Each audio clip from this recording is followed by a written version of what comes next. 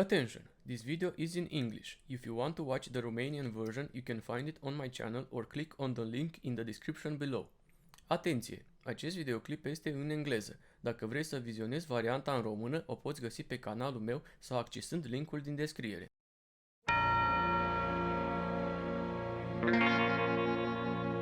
Where are you, Marshall?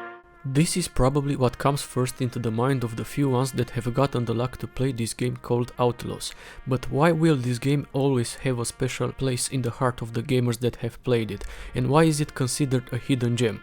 Find out in this video, and if you enjoy the content I make, please subscribe, like this video, share it, and why not turn on the notification bell for more videos like this.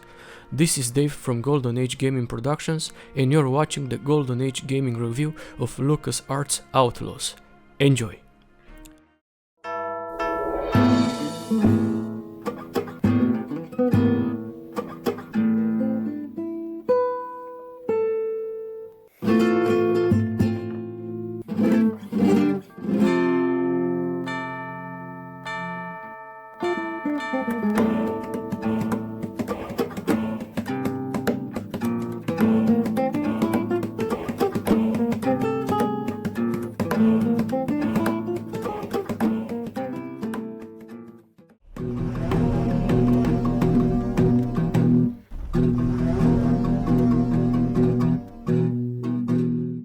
So, it's the late 90s, a time for gaming in which a lot of shooters were only considered to be the so-called Doom clones, and unfortunately sometimes that is actually what they were. However, LucasArts and specifically its developers decided to do things a little bit different than the others, and that's because Outlaws is not just your typical first-person shooter, but one of the first to include and represent the Western themes into this genre. I have used the GOG version of the game, which was released not that long ago, and was surprised that using the ENG plugin, the game worked very well on Windows 10. However, there is another plugin called Outlaws Drivers Configurations that when reaching the 4th level crashes the game, at least on my configuration, so I would suggest avoiding using it. Outlaws was released in the spring of 1997 on Windows PC during the Windows 95 and 98 era, and it was regarded as one of the better and more original first-person shooters from that time. Most of the critics have also praised the game for its gameplay, originality, and the courage of the developers in choosing to create a first-person shooter set in the Wild West. As it was previously mentioned, Outlaws was released by LucasArts, a company initially founded by George Lucas in 1979, also known today as Lucasfilm Games. At that time, the full name of the company was Lucasfilm Computer Division. There were two departments coming from this publisher, a graphics one and a gaming one. The first one became the company known as Pixar nowadays, and the gaming one was called Lucasfilm Games Group. They have collaborated with industry giants from that time period, such as Atari, and believe it or not, there weren't only Star Wars titles that saw the light of the day, but they had a pretty wide selection of games that were released. However, from the 1990s, we can talk about the LucasArts that has published a lot of valuable games, such as the ones from the Indiana Jones series, the Monkey Island series, the Sam & Max series, games such as Full Throttle or Grim Fandango, and of course titles from the Star Wars series, such as Star Wars Dark Forces 1 and 2, and the beloved and in my opinion the best games ever made in this series, namely Star Wars Jedi Knight 2 Jedi Outcast and Star Wars Jedi Knight Jedi Academy, which I might actually also review.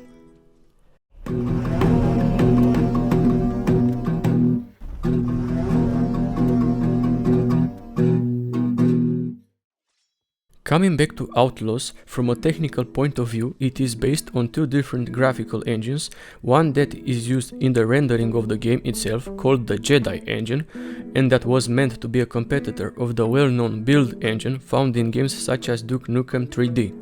This engine was only used in two different titles, namely Star Wars Dark Forces and the game that makes the topic of this review, specifically Outlaws.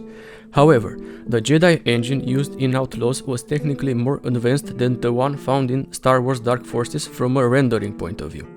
After that, LucasArts abandoned the Jedi engine in the favor of the more advanced one called the Sith engine. Thus, Outlaws not being a full 3D title but a 2.5D game, only environments being rendered in 3D and most of the other elements of the game being rendered in 2.5D, which can be easily observed in the way the enemies look and behave on screen as they are following your mouse movements, it was not considered a high-tech game from a technical point of view. However, objectively, the setting that they used made the graphics look very appropriate, and even if it did not incorporate the latest graphical standards, Outlaws still remains a game with a lot of charm and character, especially in comparison to other modern titles that mostly look the same or their only so-called advantage over other games is their graphics, but forget about the things that really make a game likable and special, such as gameplay and story. The second engine used in this game is the one that has given life to the cutscenes of the game, and I must say that Outlaws would not be by far as good as it is without these well-rendered short movies. This engine is called Insane, which stands for Interactive Streaming Animation Engine, and it helped at creating a unique look to the games that used it, such as Full Throttle, or Dig, or of course Outlaws, but at the same time being similar enough to the in-game graphics of the game and even more for Outlaws, without disturbing its style but rather completing it. The animations look really nice and have a cartoonish style to them, but the hard work and passion that the developers have put into them can be clearly seen, including the voice acting. Although the cutscenes are not that long or not always as specific as they could be, they tell the story of the game in a meaningful way and explain what you are going to play in that part of the game very well. When it comes to the audio of the game, it must be said that the sounds of the environment, of the in-game weapons, of the enemies and pretty much all the sounds included in the game are generally well detailed, are well chosen and have an impact in the gameplay.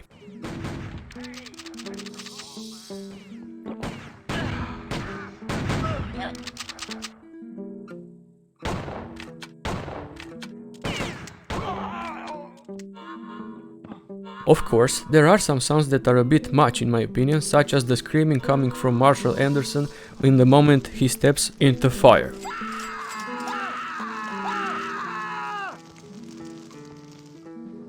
But the biggest golden mine of the game, at least in my opinion, stays in the soundtrack of the game, created by the composer with the name Clint Bajakian.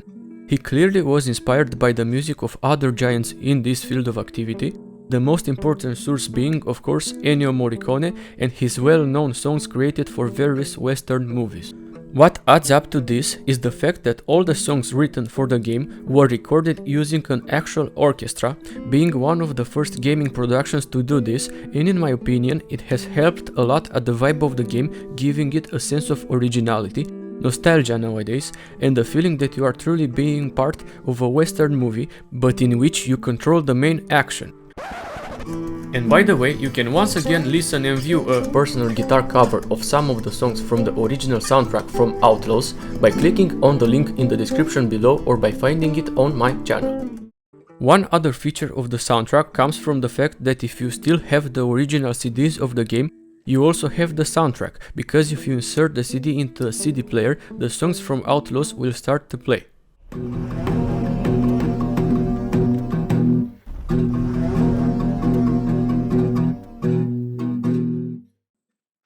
When it comes to the gameplay of Outlaws, it is mainly your typical first-person shooter with a few original ideas that have actually become revolutionary later in the gaming industry.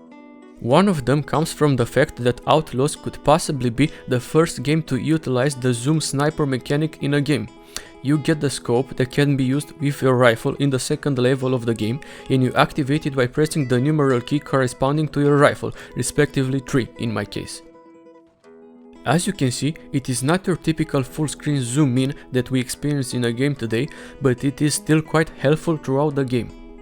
Another interesting thing comes from the fact that Outlaws is also one of the first games ever to include the reload mechanic in a way that actually affects the way you play, by making you, I could say, more responsible with your resources and at the same time giving each weapon a unique feel. Speaking about the weapons, Outlaws doesn't really bring a lot of them, starting with your punches, which can be more useful than you think in some situations and that deal quite a lot of damage. Then you have your traditional pistol that does good damage if your enemies are close to you, otherwise its accuracy is kind of lackluster. Some of the weapons also have a secondary function, and there is also one for the pistol activated when pressing Q and consists in the rapid fire of the whole magazine. The rifle, which also serves as a sniper rifle as it was previously mentioned, has better accuracy than your pistol, but still has some problems in this regard even if you are close to your enemies. However, it has a large magazine which it is useful in crowded areas. Next up we have three variations of shotguns, the first one being the single-barreled one, and in my opinion the most accurate and useful weapon in the entire game as long as you are close to your enemies. Next is the double-barrel shotgun, which is pretty much the same as the single-barreled one, but it does more damage at the cost of using your ammunition more recklessly, twice as fast. And the last shotgun, the sawed-off shotgun, allows you to individually reload and or shoot one or two of the barrels at the cost of doing less damage and lower accuracy. Then there is also the dynamite, that pretty much everyone and their mom hated using it because of its inconsistency, its low accuracy, and also because you have to be pretty far away from it in order not to damage yourself. You also have knives in the game, mostly used for throwing them at the enemies or to stealth kill them, but the latter use pretty much no one ever has taken advantage of. And the last weapon, the Gatling gun, is the most powerful one in the game, very useful for both close and long range as long as you have ammunition and realize that it is a fixed weapon, meaning you cannot move while using it, but only rotate the image. But overall, I would say that the shooting is pretty fun in the Outlaws and still holds up even with today's standards. Outlaws also brings some RPG elements through various items you find, naming the different types of keys used to open some doors and progress in the game, the lantern that helps you see in low lighted areas, the medical bag which acts pretty much as portable health, the crowbar used to open stuck doors, the shovel used to dig specific areas, and some other various items, but which have an important role in the progression of the story. There is also a map that I never knew about when I first played the game, activated by pressing the tab key, that can be useful in some situations, especially in the levels that include labyrinths. And now let's talk about the story of the game.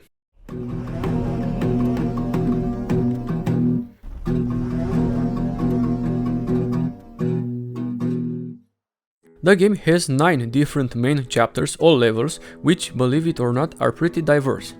The story centers around a character called James Anderson, which is a former United States Marshal.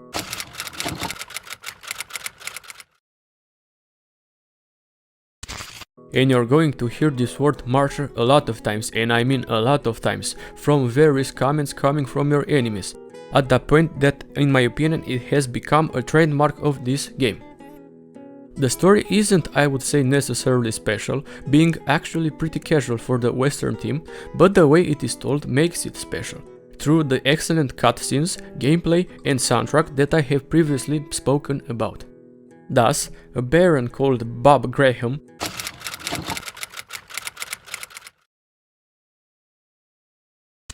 which is also the main antagonist in the game, bribes a local into giving him the actions of a railroad company. He then proceeds to hire a bunch of outlaws that are given the task to convince people to give their land in order for his rails to be built. One of the ones that the outlaws try to persuade is James Anderson, by the way, whose voice is played by Jeff Osterhage. After a trip to the local store, he returns just to find his house was on fire.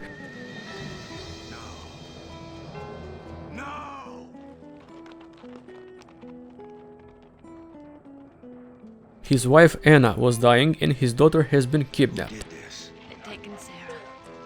You gotta sell her, we'll never see her again. Where did they go? Oh, James, please. Where did they take her? Anna! James, I'm cold. Hold me. I'm holding you. I love you. Anna!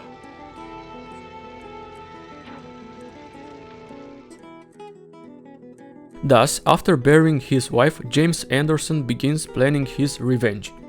The main goal of each level is killing the boss of the area, and after that the level abruptly ends with a cutscene that also introduces you to the next level.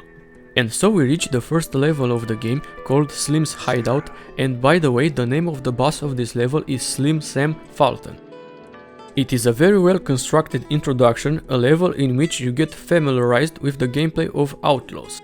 There are some barns and houses full of enemies, but the order of your actions matter in this game, as you will find out that you need some keys in order to progress in the game.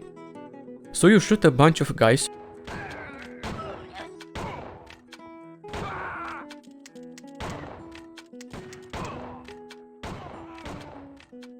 you find some keys, open some doors with them, maybe also find some secrets,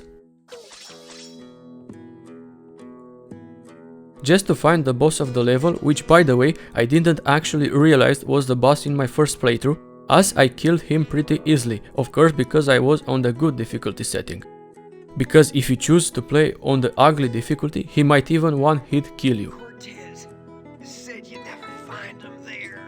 Just don't shoot me. How do I know you're telling the truth? 'Cause I don't want to die. Damn it! I told that fool doctor stealing your kid weren't gonna be good for anyone's health. The second level is called the Sanctuary, again resembling a western district with a bunch of stores and other buildings. This level is pretty straightforward and it involves you killing all the enemies you can find,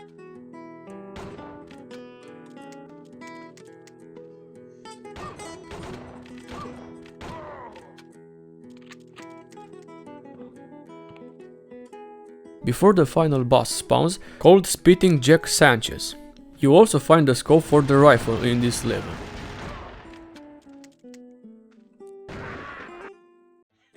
But you're already too late. Oops, you missed the train.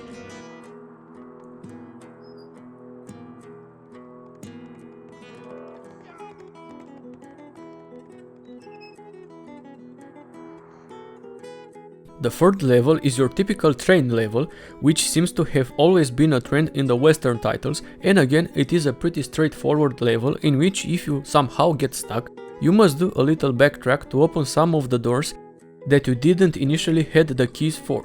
And as a warning, watch out not to fall off the train. And so you reach the boss of the level called Blood Eye Tim.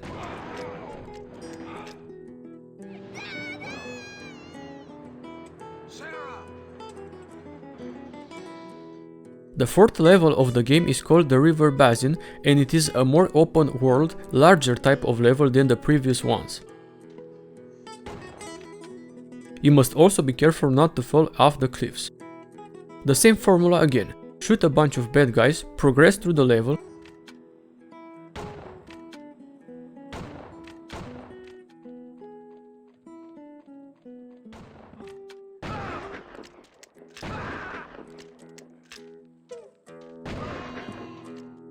jump off a cliff into a waterfall,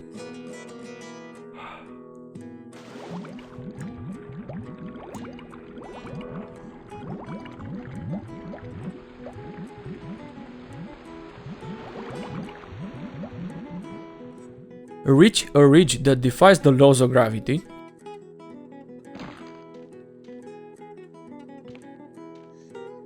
and after several attempts,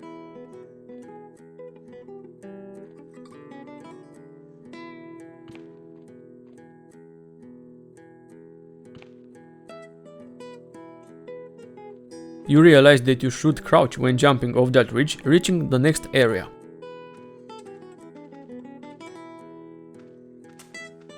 After that, there is not that much left, because you reach the boss of the area called Rattlesnake Dick Farmer pretty quickly. Kill him and we're off to the next level. What you want, mister?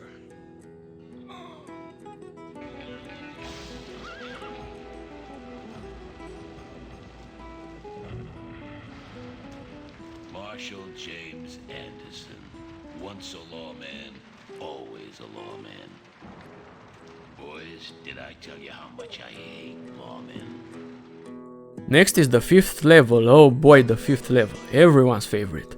is called the Sawmill, and today still, in my opinion, has reached the achievement of being one of the most confusing, frustrating, nerve-inducing level to ever be part of a video game. It actually starts pretty nice. You now also have buttons that open various doors,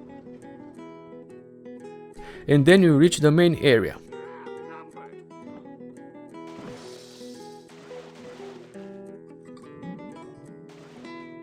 You proceed to open all the wheels you can find and then spend the next half an hour wondering what is it that you have not found in order to get further. A few moments later. After you realize, the next part is even more annoying. You have to find a bunch of gears, 3 of them specifically, and go back and forth, back and forth, back and forth. Shoot some switches.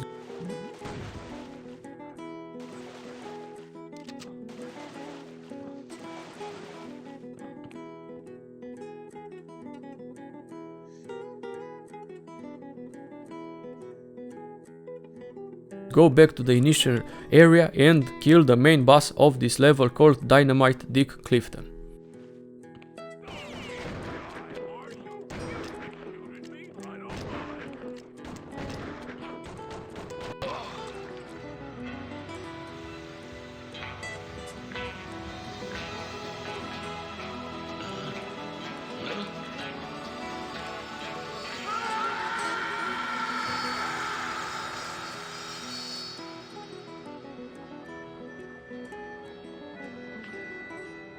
Too bad. I was hoping we could talk.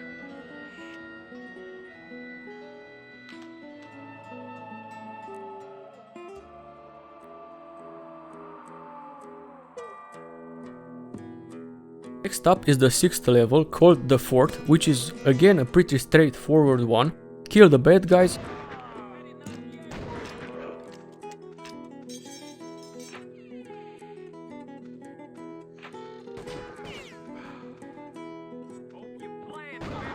Find some keys.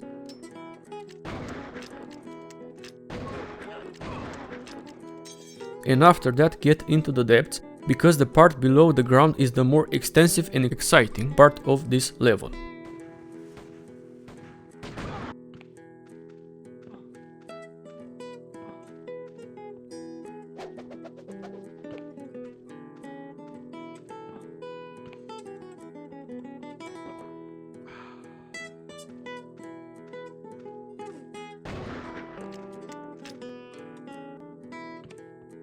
Once again, progress through the level and reach the end boss, called this time Chubby Russell Sims.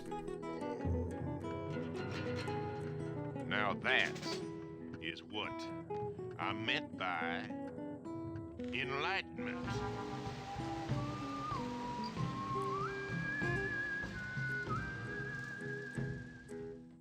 The 7th level, named the Iron Mine, has Anderson wandering into the depths of course, a mine.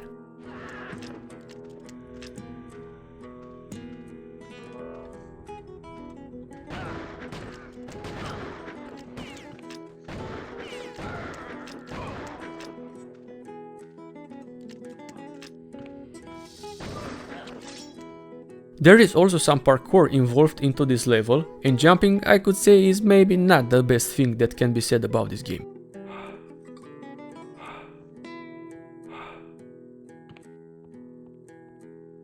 You might also fall into the lava, so watch out for this.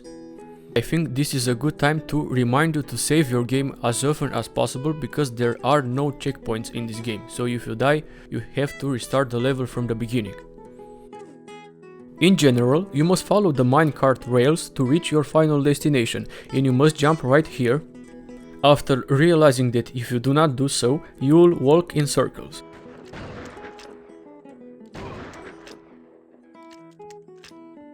You also kill Bloody Mary in this level, and you might not even notice when you kill her.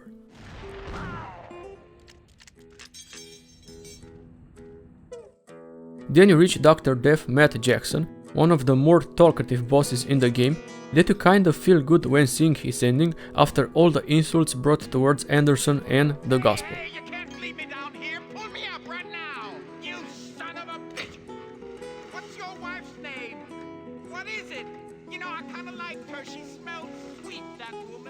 like a rose. Now what was it the bard said? What's in a name? That which we call a rose by any other name would smell as sweet. Let me see.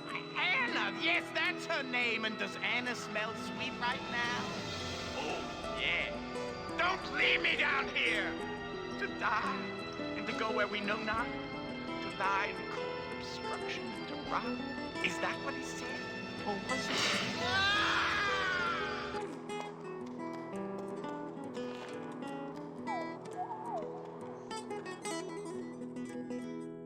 The 8th level is called the Cliffs for obvious reasons, and it is once again a pretty large level, an open world one.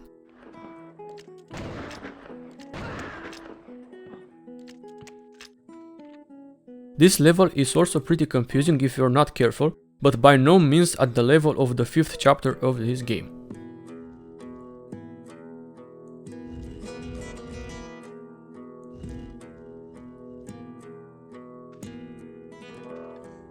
You must find some plates which are found in some labyrinth-like areas, so work through them twice, otherwise you might miss them.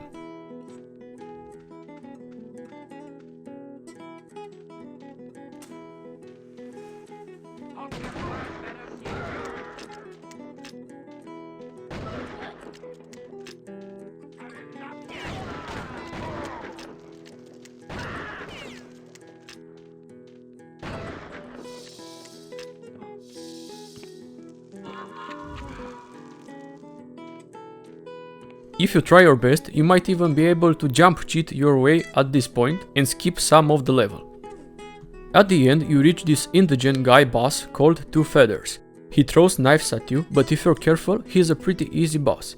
Of course, he tells Anderson that he got tricked and also the last location in this game. Bob Graham, Big Rock Ranch.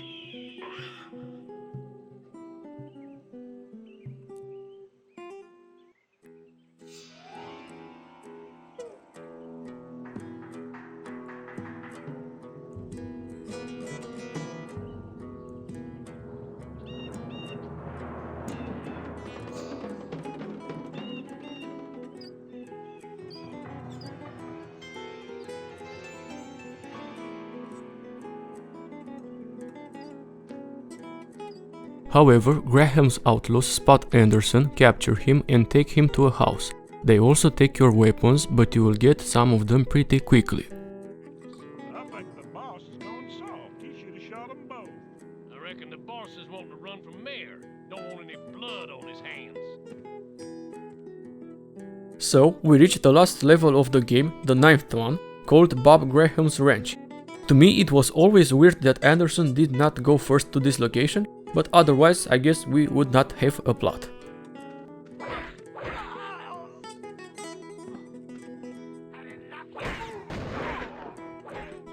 Anyway, the last level is quite similar to the first one, and unfortunately, you finally get the Gatling gun just to barely use it.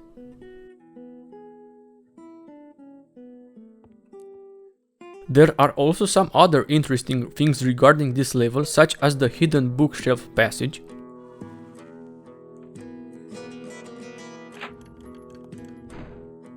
and the parkour section,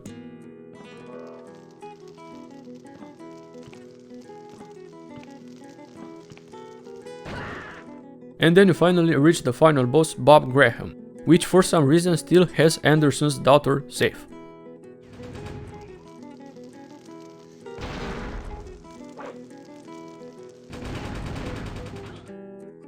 You kill him, or at least that is what you think, and the memory that haunts Anderson both in the first, fourth and this last level occurs again, in which you can see a younger Bob Graham killing Anderson's father, this being the reason why he chose to become a man of law.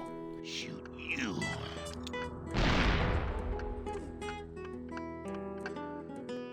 Anderson did not have the courage to kill Graham in his youth, and neither as an adult, as the game ends by showing Anderson's daughter, Sarah, shooting Graham, thus ending this cycle of life.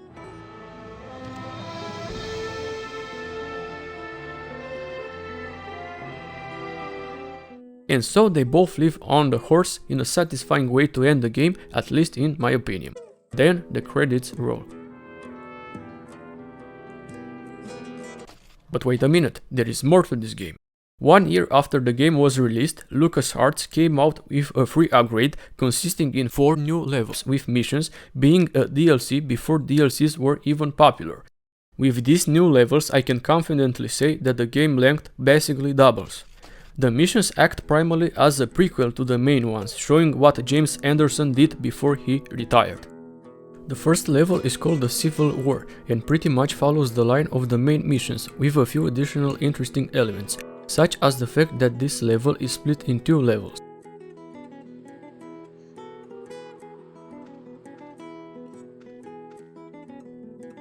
You also find the TNT pack you use to blow up a barrage,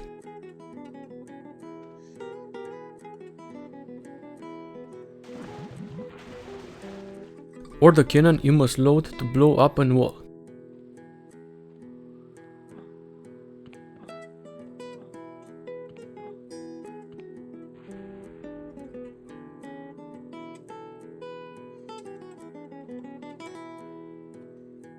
At the end you kill a boss, but in these missions you do not get a cutscene, so be aware that there is nothing left to do afterwards, so just keep exploring or end the game.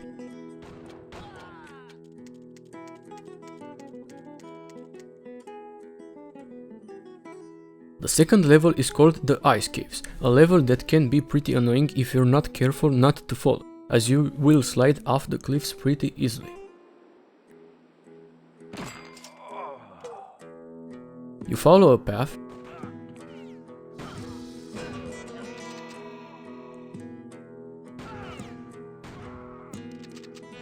blow up a hole using a dynamite,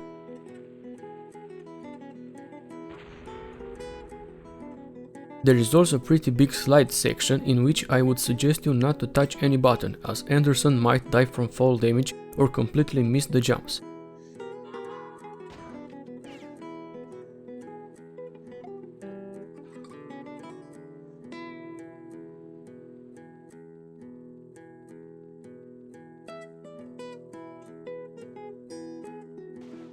Kill the final boss and end the game.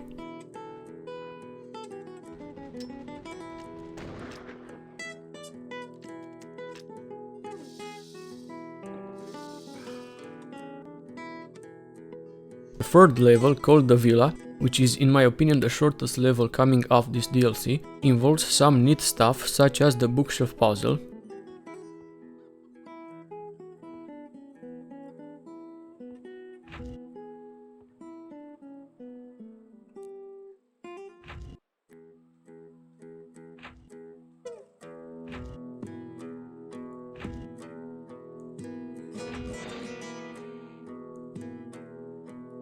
or the water bucket that has to be used on a fountain to open up a secret passage, which by the way took me a while to realize that I was supposed to do that. Kill the final boss and end the game. The fourth level, called the Wharf Town, is a more extensive one and it has a lot of buildings to explore, a lot of items to use, and your biggest impediment becomes the fact that everything is surrounded by water.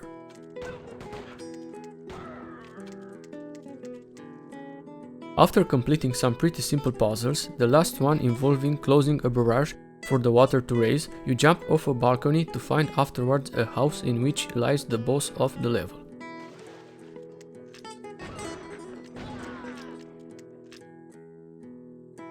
The last level, called the Martial Training, is a very interesting one. You spawn in a training area to find 5 wanted posters, then when you shoot at them, they send you to 5 new locations. With the exception of this one, which is the map of the 6th main level, the 4th, but this time is nighttime. In this mode you actually are rewarded with points, so killing the bosses actually gives you less points, being recommended to capture them, which is done by punching them. Yeah.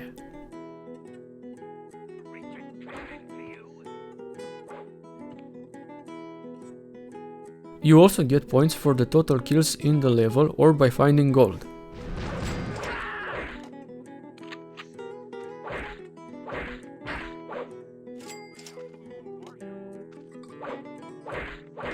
In order to end these levels, you must return to your horse. The more points you get throughout these 5 levels, the easier it is for you to advance with your character progression, starting as an associated deputy, continuing as a sheriff, and becoming in the end a marshal. There are also 3 mini-maps for each of these advancements that act as Easter eggs, showing among others the character Max from the Sam & Max series,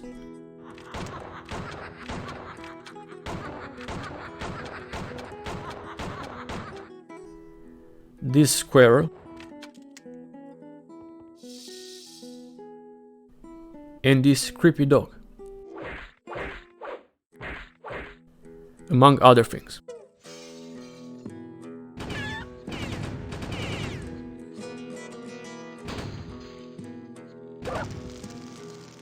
Including an Indiana Jones style level.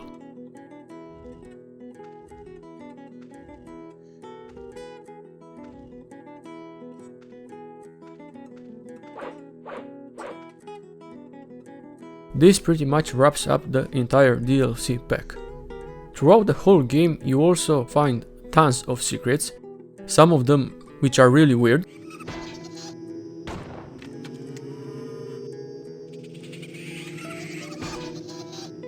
others acting like Easter eggs, while most of them giving you in-game rewards such as health and weapons and ammunition.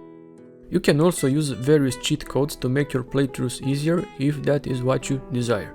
There are also some multiplayer modes that people still play to this day, but more importantly, there are tons of fan-made maps, literally thousands of them, which shows that love and passion still exists for this game. There have also been some attempts to remake this game also by some fans. So, Outlaws can also be seen, in my opinion, as the precursor of more famous games from this genre that came after it, such as Gun, Call of Juarez, Red Dead Revolver, and of course the Red Dead Redemption series.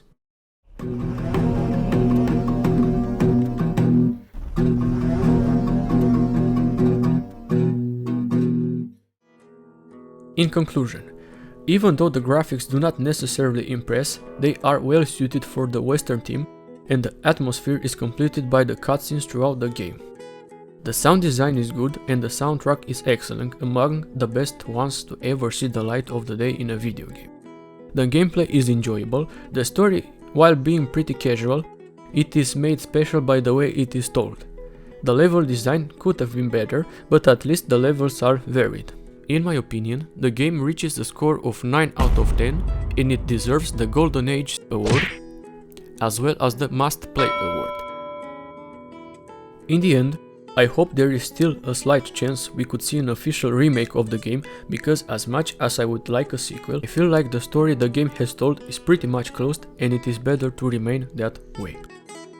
Now at the end of this review, I would like you to write in the comments below your favorite memories involving this game Outlaws. And if you enjoyed this content, please subscribe, like this video, share it, and turn on the notification bell. This was Dave from Golden Age Gaming Productions, and you just watched the Golden Age Gaming review of LucasArts Outlaws.